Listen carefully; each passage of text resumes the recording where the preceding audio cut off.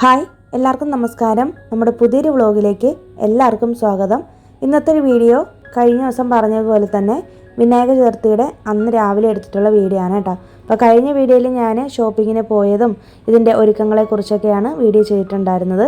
അപ്പോൾ next day രാവിലെ ആയപ്പോഴത്തേക്കും എഴുന്നേറ്റു. 6 മണിക്കാണ് ഞാൻ എഴുന്നേറ്റത് കേട്ടോ. അപ്പോൾ തലേ ദിവസം നല്ല മഴ പെയ്തായിരുന്നു. അപ്പോൾ ഞാനാണെങ്കിൽ ഓർത്തത് മിക്കവാറും കോലമൊക്കെ നശിച്ചു പോയി കാണുമെന്നാണ്. മഴ പെയ്താൽ നമുക്ക് ഈ ഫ്രണ്ട് ഡോറിൻ്റെ അവിടെ നല്ലോണം വെള്ളം വീഴാറുണ്ട്. അപ്പോൾ അതെല്ലാം പോയി എന്ന് വിചാരിച്ചിട്ട് വന്ന് നോക്കിയപ്പോഴത്തേക്കും ഭാഗ്യത്തിന് നനഞ്ഞിട്ടില്ലായിരുന്നു. കാരണം ചെറിയ ചാറ്റൽ മഴയാണ് പെയ്തത്. പിന്നെ അത് കഴിഞ്ഞിട്ട് ഞാൻ പോയി കുളിയൊക്കെ കഴിഞ്ഞിട്ട് വന്നു. ആമിയും എന്നോടൊപ്പം രാവിലെ തന്നെ എഴുന്നേറ്റിട്ടുണ്ട്.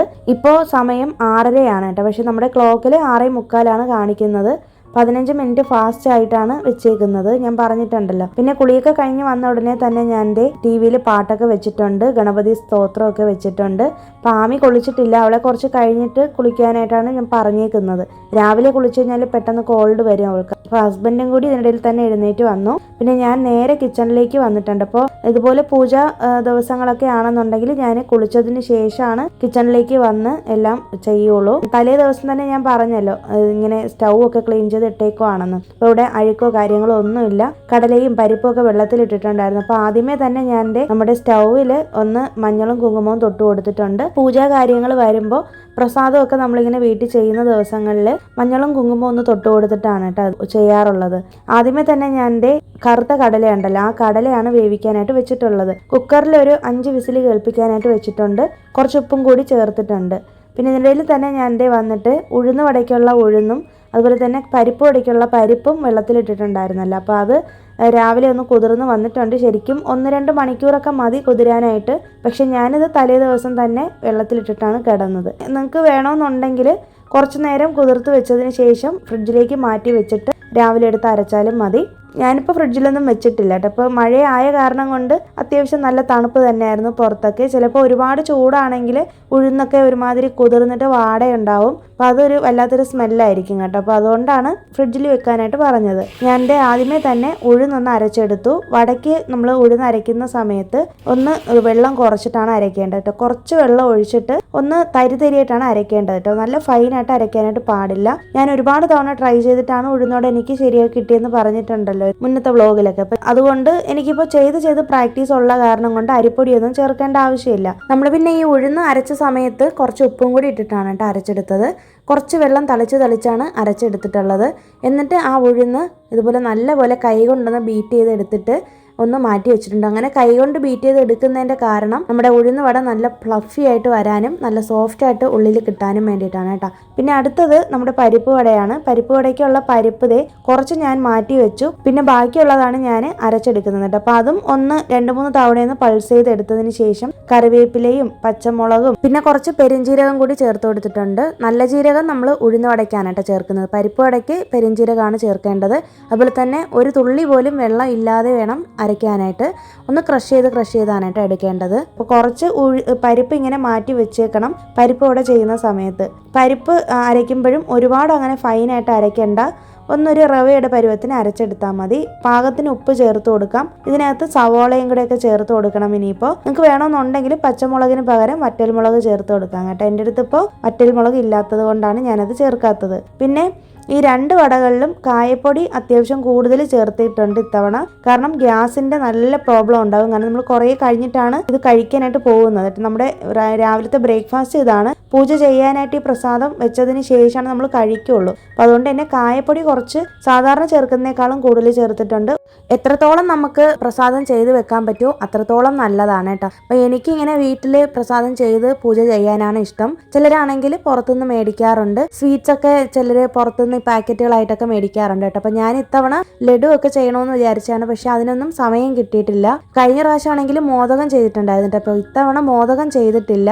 ഗണപതി ഭഗവാന്റെ പിറന്നാളാണല്ലോ വിനായക ചതുർത്ഥിയായിട്ട് ആഘോഷിക്കുന്നത്. അപ്പം ഇന്നത്തെ ദിവസം ഭഗവാന് ഇഷ്ടപ്പെട്ട പലഹാരങ്ങൾ എത്രത്തോളം നമ്മൾ ചെയ്തു വയ്ക്കുമോ അത്രത്തോളം നമുക്ക് മനസ്സിനൊരു സംതൃപ്തി ആയിരിക്കും. ഇതൊക്കെ ഞാൻ ഇവിടെ വന്നതിന് ശേഷം പഠിച്ച കാര്യങ്ങളാണ് കേട്ടോ. നാട്ടിൽ ഞാൻ ഇതൊന്നും ചെയ്തിട്ടുമില്ല, കണ്ടിട്ടുമില്ല. കൂടുതലും നമ്മൾ ഈ തമിഴ്നാട് കഴിഞ്ഞ് ഇങ്ങോട്ട് വരുമ്പോഴത്തേക്കും സൗത്ത് ഇന്ത്യയിൽ ഇങ്ങോട്ടുള്ള സംസ്ഥാനങ്ങളിലൊക്കെ ഇത് എല്ലാവരും ചെയ്യുന്നതാണ്. ഇങ്ങനെയല്ല, ഇവിടെ ഉള്ളവരൊക്കെ ആണെങ്കിൽ ഭയങ്കരമായിട്ട് ആഘോഷിക്കുന്ന ഒരു ഉത്സവം കൂടിയാണ് കേട്ടോ. ഞാൻ കഴിഞ്ഞ വീഡിയോയിലും പറഞ്ഞിട്ടുണ്ടായിരുന്നല്ലോ. അപ്പോൾ നമ്മളെ കൊണ്ട് പറ്റുന്ന രീതിയിൽ സിമ്പിളായിട്ടാണ് ഞാൻ ഓരോ കാര്യങ്ങളും ചെയ്യുന്നത്. പിന്നെ ഹസ്ബൻഡ് വന്നിട്ട് ദേ ഇവിടെ എനിക്ക് തോരണമൊക്കെ ഒന്ന് കെട്ടി തന്നിട്ടുണ്ട്. പിന്നെ ദേ ഞാനാണെങ്കിൽ അവല് വെള്ളത്തിലിടാൻ പോവുകയാണ്. അപ്പോൾ ഇത്തവണ നമ്മൾ കുറച്ചും കൂടി ഹെൽത്തി ആയിട്ടൊക്കെയാണ് ചെയ്യുന്നത് കേട്ടോ. അപ്പോൾ അവലിലുള്ള കൊഴുക്കട്ടയാണ് ചെയ്യുന്നത്, കാര കൊഴുക്കട്ട. കഴിഞ്ഞ പ്രാവശ്യം ഞാൻ അരിപ്പൊടിയിലാണ് കൊഴുക്കട്ട ചെയ്തിരുന്നത്.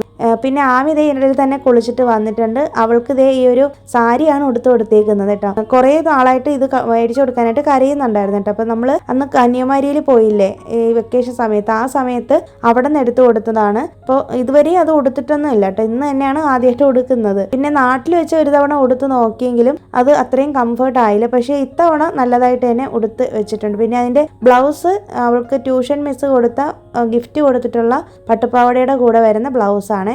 അപ്പോൾ ഇതിനുള്ള ബ്ലൗസ് കുറച്ച് നമുക്ക് വണ്ണം കുറവാണ്. പിന്നെ സൈഡൊന്നും പൊളിക്കാനുള്ള സമയം എനിക്കില്ലായിരുന്നു. അങ്ങനെ ഞാൻ പോയിട്ട് മുടിയൊക്കെ ഒന്ന് കെട്ടിയിട്ട് പൂവൊക്കെ ചൂടിയിട്ടുണ്ട്. ആമിക്ക് ഇനി വേണം ഒന്ന് ഒരുക്കി കൊടുക്കാനായിട്ട്.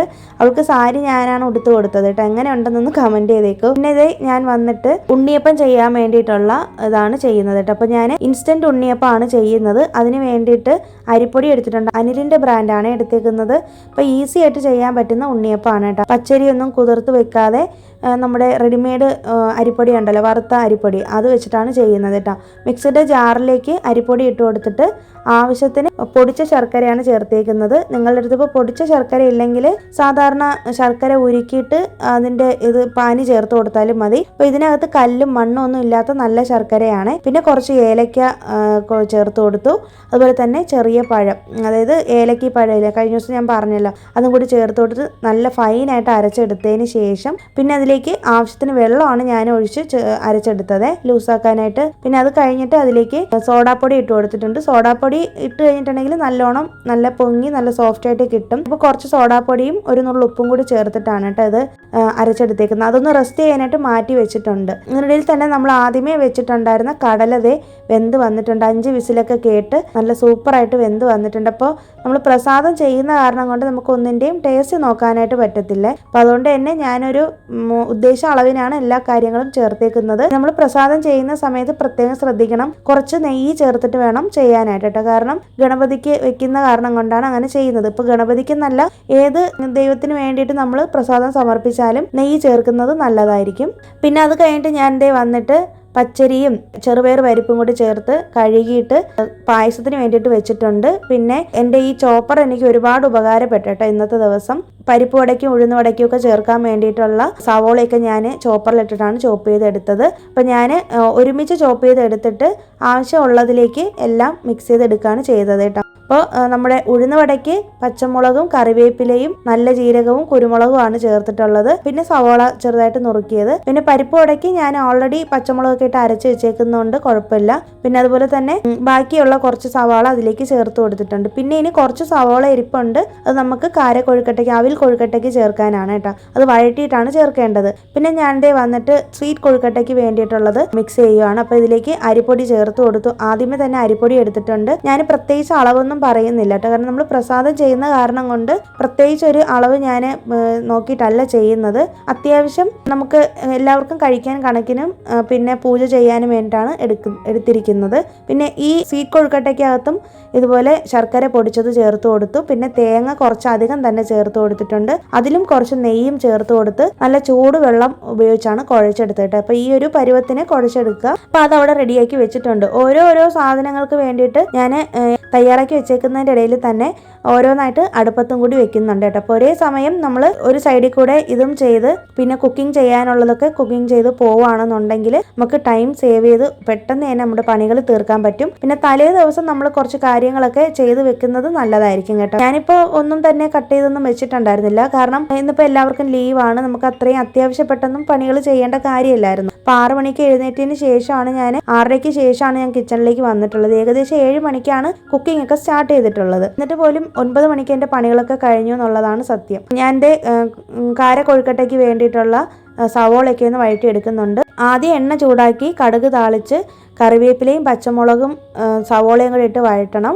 നല്ലപോലെ ഒന്ന് വഴറ്റിയെടുക്കുക കേട്ടോ. അപ്പോൾ നമ്മൾ ആ മിക്സ് ഈ ഒരു അവിലേക്ക് ചേർത്ത് കൊടുക്കണം തണുത്തതിന് ശേഷം. അപ്പോൾ അതവിടെ ആയി വരുന്നുണ്ട്. അതിൻ്റെ ഇടയിൽ തന്നെ ഞാൻ വന്നിട്ട് നേരത്തെ മിക്സ് ചെയ്ത് വെച്ചിട്ടുള്ള ഒരു സ്വീറ്റ് കൊഴുക്കട്ടയ്ക്കുള്ളതും കൂടി എടുത്തിട്ടുണ്ട് കേട്ടോ. അപ്പോൾ ഞാനിത് ഇഡ്ഡലി പാത്രത്തിലാണ് ഇത് വേവിച്ചെടുക്കാനായിട്ട് പോകുന്നത് കേട്ടോ. അപ്പോൾ ഓൾറെഡി ഞാൻ ഇഡ്ഡലി പാത്രത്തിൽ വെള്ളം വെച്ചിട്ടുണ്ടായിരുന്നു ഇതൊക്കെ ചെയ്യുന്നതിനിടയിൽ. പിന്നെ എൻ്റെ പരിപ്പുവട ഉണ്ടാക്കുന്നുണ്ട്. പരിപ്പുവടയ്ക്കാണെങ്കിൽ നല്ല ചെറുതായിട്ടാണ് കേട്ടോ ഞാൻ ചെയ്തേക്കുന്നത്. ഇത്തവണ ഉഴുന്നുവടയും പരിപ്പുവടയൊക്കെ ചെറിയ സൈസിനാണ് ചെയ്തേക്കുന്നത്. അപ്പോൾ അതൊരു സൈഡിൽ വറുക്കാനായിട്ട് വെച്ചിട്ടുണ്ട്. അപ്പോഴത്തേക്കും നമ്മുടെ അവിലിതേ രാവിലെ നമ്മൾ ആദ്യമേ വെള്ളത്തിലിട്ടിരുന്നല്ലോ, കുറച്ച് വെള്ളം ഒഴിച്ചിട്ടിരുന്നു അവിൽ. അപ്പോൾ അതെന്തിനാന്ന് വെച്ചിട്ടുണ്ടെങ്കിൽ ഒന്ന് നന്നായിട്ട് കുതിർന്ന് കിട്ടാൻ വേണ്ടിയിട്ടാണ്.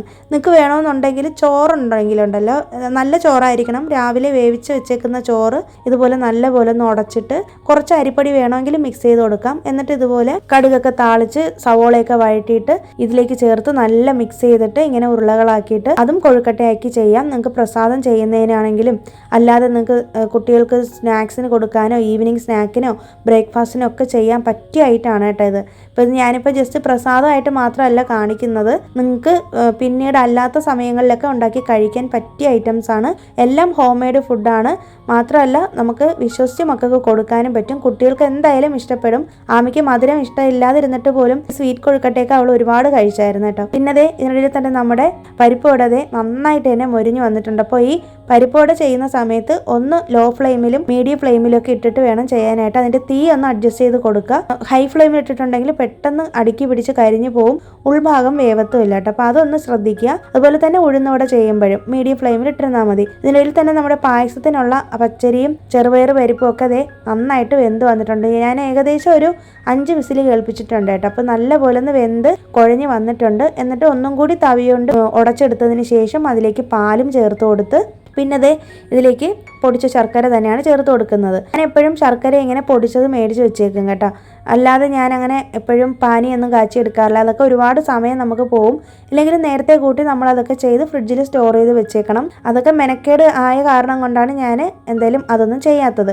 പിന്നെ ലാസ്റ്റായിട്ട് അതിലേക്ക് കുറച്ച് ഏലക്കയും കൂടി ചേർത്ത് കൊടുത്ത് തേങ്ങ ചിരകിയതും കൂടെ ചേർത്ത് കൊടുത്തിട്ട് നന്നായിട്ടൊന്ന് നമുക്ക് തിളപ്പിച്ചെടുക്കാം. അപ്പോഴേക്കും നമ്മുടെ പായസവും ഒരു സൈഡിൽ റെഡിയാവുന്നുണ്ട്. ഇതിനിടയിൽ തന്നെ നമ്മുടെ അവൽ കൊഴുക്കട്ട സൂപ്പറായിട്ട് റെഡി ആയിട്ടുണ്ട് കേട്ടോ. ഇത് ഞങ്ങൾ കഴിച്ചതിൽ എനിക്ക് ഏറ്റവും ഇഷ്ടപ്പെട്ടത് ഇതാണ് കേട്ടോ. ഞങ്ങൾ രാത്രിയും ഇതൊക്കെ തന്നെയാണ് കഴിച്ചത് അന്നത്തെ ദിവസം. വിശ്വസിച്ച് ഉണ്ടാക്കി മക്കൾക്ക് കൊടുക്കാൻ പറ്റുന്ന സാധനമാണ്. അപ്പോൾ നിങ്ങൾ എന്തായാലും ഉണ്ടാക്കി കൊടുക്കൂ. പിന്നെ ഇതിനിടയിൽ തന്നെ പായസം എടുത്ത് ഞാൻ ഇപ്പുറത്തെ അടുപ്പത്തേക്ക് മാറ്റി വെച്ചേക്കുവാണ്. എന്നിട്ട് ഉണ്ണിയപ്പം ചെയ്യാൻ വേണ്ടിയിട്ടുള്ള ഉണ്ണിയപ്പ ചട്ടി അടുപ്പത്ത് വെച്ചിട്ടുണ്ട്. അത് ഞാൻ സെൻറ്ററിലാണ് വെച്ചേക്കുന്നത്. ഏറ്റവും ചെറിയ തീ വരുന്ന അടുപ്പത്ത് വെച്ചേക്കാനുള്ള കാരണം ഇത് നോൺ സ്റ്റിക്ക് പാനാണ് കേട്ടോ. ഞാനിതൊരിക്കൽ മീഷോന്ന് മേടിച്ചതാണ്. ഏകദേശം ഒരു 5 വർഷത്തിന് പുറത്തായിട്ടുണ്ട്. അപ്പോൾ അന്ന് മേടിച്ചതാണ്. നല്ല പാനാണ് കേട്ടോ. വേറെ കുഴപ്പമൊന്നും ഉണ്ടായിട്ടില്ല ഇതുവരേക്കും. ഞാൻ അങ്ങനെ എപ്പോഴും യൂസ് ചെയ്യാറുമില്ല. മെയിനായിട്ട് പനിയാരം ഉണ്ടാക്കാനും ഉണ്ണിയപ്പം ഉണ്ടാക്കാനുമാണ് ഇത് എടുക്കുന്നത് കേട്ടോ. അപ്പം നല്ലതായിട്ട് തന്നെ നമുക്ക് കിട്ടും. അപ്പം ഞാൻ ഇതിനകത്തും കുറച്ച് സൺഫ്ലവർ ഓയിലും അതുപോലെ തന്നെ നെയ്യും കൂടെ ചേർത്തിട്ടാണ് ഉണ്ണിയപ്പം ഉണ്ടാക്കിയേക്കുന്നത്. ഞാൻ ഉണ്ണിയപ്പത്തിൻ്റെ മാവിനകത്ത് തേങ്ങയൊന്നും വറുത്ത് ചേർത്തിട്ടില്ല. കുറച്ച് വെളുത്ത എള്ളും തേങ്ങ ചിരകിയതാണ് കേട്ടോ ചേർത്തേക്കുന്നത്. ഇവിടെ ഹസ്ബൻഡിനും മോൾക്കൊന്നും തേങ്ങ വറുത്തിടുന്നത് ഇഷ്ടമില്ല കേട്ടോ. എനിക്കും അത്ര ഇഷ്ടമല്ല. അപ്പോൾ 2-3 ബാച്ചായിട്ടാണ് ഞാൻ ഉണ്ണിയപ്പം റെഡിയാക്കി എടുക്കുന്നത് കേട്ടോ. അപ്പോൾ ഏകദേശം നമ്മുടെ പ്രസാദങ്ങളെല്ലാം ചെയ്ത് കഴിഞ്ഞു. അപ്പോൾ ഇനി ലാസ്റ്റായിട്ട് വന്നിട്ട് അടുത്ത ബാച്ചിനുള്ള ഉണ്ണിയപ്പം ഇട്ടേക്കുന്നതിനിടയിൽ തന്നെ ഞാൻ വന്നിട്ട് കിച്ചണൊക്കെ ഒന്ന് ക്ലീൻ ചെയ്യുന്നുണ്ട് കേട്ടോ. അപ്പം ഇതും കൂടി കൈയോടെ ചെയ്ത് പോവുകയാണെങ്കിൽ നല്ല ഈസി ആയിരിക്കും. ഇനിയിപ്പോൾ നമുക്ക് ഉച്ചക്കലത്തെ ലഞ്ച് ചെയ്യണം. അത് ഇനി വേണം ചെയ്യാനായിട്ട്. പൂജയൊക്കെ കഴിഞ്ഞിട്ടാണ് ചെയ്യാനായിട്ട് കേട്ടോ. അപ്പോൾ അതുകൊണ്ട് തന്നെ നേരത്തെ കൂട്ടി ഞാൻ എൻ്റെ കിച്ചണൊക്കെ ക്ലീൻ ചെയ്യുന്നുണ്ട്. കൗണ്ടർ ടോപ്പ് ക്ലീൻ ചെയ്തു. പിന്നെ രാവിലെ കഴുകി വെച്ചിട്ടുള്ള പാത്രങ്ങൾ എടുത്ത് വെച്ചിട്ടുണ്ട്. അത് കഴിഞ്ഞിട്ട് ഞാൻ പാത്രങ്ങളും കൂടി കഴുകുന്നുണ്ട് കേട്ടോ. എല്ലാ പാത്രങ്ങളും കഴുകി കഴിഞ്ഞ് കിച്ചണും ക്ലീൻ ചെയ്തിട്ടതിന് ശേഷമാണ് പൂജ ചെയ്യാനായിട്ട് പോകത്തുള്ളൂ. അതെപ്പോഴും അങ്ങനെ തന്നെയാണ് ചെയ്യുന്നത് കേട്ടോ. ഇതിനിടയിൽ തന്നെ നമ്മുടെ എല്ലാ പ്രസാദവും തയ്യാറായിട്ടുണ്ട്. പരിപ്പ് വട, ഉണ്ണിയപ്പം, സ്വീറ്റ് കൊഴുക്കട്ട, പിന്നെ ഞാൻ ഈ കടല വേവിച്ചിരുന്നത് ഉണ്ടലെന്നാണ് പറയുന്നത്. അതിൽ കടുകൊക്കെ താളിച്ച് തേങ്ങയൊക്കെ ചിരകി ഇട്ട് വെച്ചിട്ടുണ്ട്. ഉഴുന്ന് വടയും അവൽ കൊഴുക്കട്ടയും പായസവും ഇത്രയും ഐറ്റംസാണ് ഇത്തവണ ഉണ്ടാക്കിയിട്ടുള്ളത് കേട്ടോ. 7 ഐറ്റംസാണ് ഇത്തവണ ഉണ്ടാക്കിയത്. കഴിഞ്ഞ പ്രാവശ്യവും ഞാൻ ഇതുപോലെ ഉണ്ടാക്കിയായിരുന്നു. പക്ഷേ അത് വേറെ കുറച്ച് റെസിപ്പീസ് ആയിരുന്നു കേട്ടോ. ഇതിലുള്ള മിക്കതും കഴിഞ്ഞ പ്രാവശ്യവും ചെയ്തിട്ടുണ്ടായിരുന്നു. ആ വീഡിയോ നിങ്ങൾ കണ്ടാലും മനസ്സിലാവും. ഇതുപോലുള്ള വിശേഷ ദിവസങ്ങളൊക്കെ വരുമ്പോൾ പ്രത്യേകിച്ച് വിനായക ചതുർത്ഥിക്ക് ഞാൻ മുടങ്ങാതെ എല്ലാ വർഷവും ചെയ്യാറുണ്ട്. ദൈവം സഹായിച്ച് എനിക്ക് ഇതുവരേക്കും അങ്ങനെ വേറെ തടസ്സങ്ങളൊന്നും വന്നിട്ടില്ല കേട്ടോ. അപ്പോൾ നമ്മൾ ഒരു തവണ ഇങ്ങനെ വിനായക ചതുർത്ഥിയൊക്കെ വീട്ടിൽ സിമ്പിളായിട്ടാണെങ്കിലും ആഘോഷിച്ച് തുടങ്ങുമ്പോൾ ഓരോ വർഷം കൂടുന്തോറും നമുക്കത് ചെയ്യാനുള്ളൊരു ഇൻട്രസ്റ്റ് കൂടിക്കൊണ്ടിരിക്കും. ഞാൻ എൻ്റെ കാര്യമാണ് പറഞ്ഞത് കേട്ടോ. അപ്പോൾ അതുകൊണ്ട് തന്നെ നമുക്ക് പറ്റില്ല എന്ന് വിചാരിച്ച് മടി പിടിച്ചിരുന്നാൽ ഒന്നും തന്നെ നമുക്ക് ചെയ്യാൻ പറ്റത്തില്ല. പക്ഷേ നമ്മൾ ഇറങ്ങി തിരിക്കുവാണെങ്കിൽ എല്ലാത്തിനും പറ്റും. ഞാൻ എൻ്റെ 2 മണിക്കൂർ കൊണ്ട് ഇത്രയും ഐറ്റംസ് ഒറ്റയ്ക്കാണ് ഞാൻ ഉണ്ടാക്കിയത്, ആരുടെയും ഹെൽപ്പ് ഇല്ലാതെ. അപ്പോൾ എനിക്ക് ചെയ്യാൻ പറ്റുമെങ്കിൽ നിങ്ങൾക്ക് എന്തായാലും പറ്റും. ഇനിയിപ്പോൾ എന്തായാലും ഓണമൊക്കെ വരാൻ പോവല്ലേ, അപ്പോൾ ഓണത്തിന് നിങ്ങൾക്ക് ഇതുപോലെ പലഹാരമൊക്കെ ഉണ്ടാക്കണമെന്നുണ്ടെങ്കിൽ ഇതുപോലെ നേരത്തെ കൂട്ടിയൊക്കെ ചെയ്ത് ബോക്സുകളിൽ അടച്ചു വെച്ചേക്കാം. ഞങ്ങൾ ഇങ്ങനെ ഓണത്തിന് പലഹാരമൊന്നും ഉണ്ടാക്കാറില്ല കേട്ടോ. ചിലർ ഇങ്ങനെ ഉണ്ണിയപ്പവും ഇതുപോലെ അച്ചപ്പം മുറുക്ക് അതൊക്കെ ഉണ്ടാക്കാറുണ്ടല്ലേ. ഞങ്ങളുടെ അങ്ങോട്ടൊന്നും അങ്ങനെ ചെയ്യാറില്ല. അപ്പോൾ എന്തായാലും നമ്മളെ കൊണ്ട് പറ്റാത്തതായിട്ട് ഒന്നുമില്ല കേട്ടോ. അപ്പോൾ നിങ്ങൾക്ക് ഓണത്തിനും കൂടി ഒരു മോട്ടിവേഷന് വേണ്ടിയിട്ടാണ് ഞാൻ ഈ വീഡിയോ ഷെയർ ചെയ്തത്.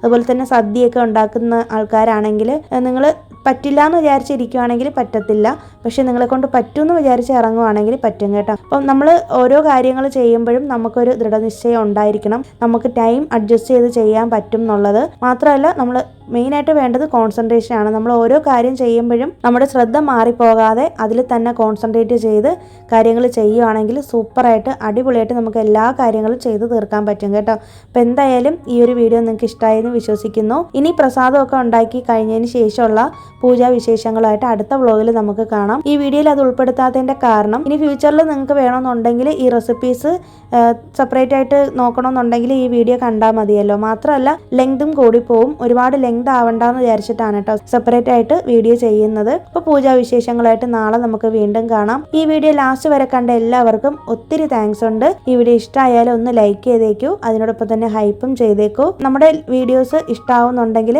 ആദ്യമായിട്ടാണ് നിങ്ങൾ കാണുന്നതെങ്കിൽ ഒന്ന് സബ്സ്ക്രൈബ് ചെയ്ത് വെച്ചേക്കൂ. പുതിയൊരു വീഡിയോ നമുക്കിനി നാളെ വീണ്ടും കാണാം. അതുവരേക്കും എല്ലാവർക്കും ബൈ. Thanks for watching.